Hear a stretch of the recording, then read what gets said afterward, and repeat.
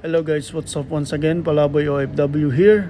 So mga lods, nabalitaan ko at may mga bagong arrival na naman ng mga sapatos at damit dito sa branch for less Salmiya mga idol. So sa mga nagtatanong mga idol, saan yung location nito? Marami na akong videong nagawa. Basahin nyo na lang yung comment mga lodi. So ulitin ko ulit no mga idol no. Ang address ng branch for less dito sa Salmiya is Salim Mubarak Street. Yon, makikita nyo dyan yung Symphony Mall, Mark & Spencer, tsaka Terrace Mall. Sa Terrace Mall, nandun yung loob ng store ng branch for less, Salmiya branch. So yan, maraming sapatos doon. Pakipost na lang yung video para makita nyo yung prices mga idol.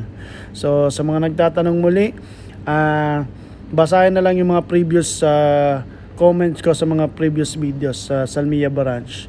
So yan na mga idol. So yan. Ang dami nilang bagong dating, even mga damit. Mura lang. Post the price na lang mga idol para malaman nyo.